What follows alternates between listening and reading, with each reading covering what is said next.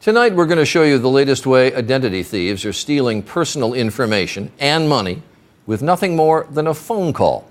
But the thieves are making these phone calls using high-tech equipment that lets them fool caller ID devices, taking away one more layer of your privacy and protection. It's called spoofing, and ABC's Elizabeth Leamy reports on how it works. A call from your bank. Hello? At least that's what the caller ID says. Hello, I'm calling because there's been some unusual activity on your bank account. Sounds routine. We need you to confirm your account details for us. But what if we told you the call, the caller ID, even the voice are all fake? May sound like a man, Let's start with the card number, please. but it's actually me. That I'm going to need your PIN number as well. It's called caller ID spoofing. For just $10 an hour, you can dial into a spoofing service and change your caller ID and your voice. First, you enter the number you want to call.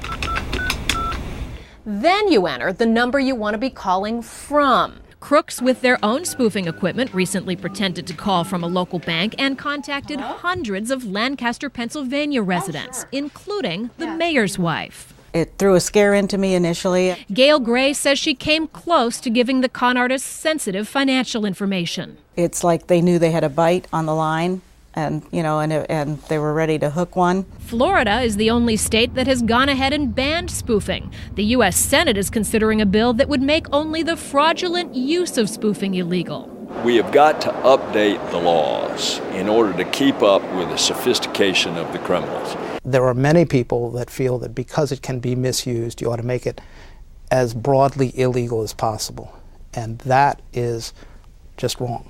Attorney Mark Del Bianco represents several spoofing companies and points out there are legitimate uses of it by secret shoppers, battered women's shelters, and more. But how does the industry justify that voice-changing feature? What is the legitimate purpose of that? There may be none. So why do it? Because it's offered by it's a part of the software.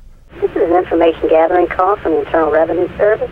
So remember, when you pick up the phone, you can't always believe your eyes or ears. Elizabeth Leamy, ABC News, Washington.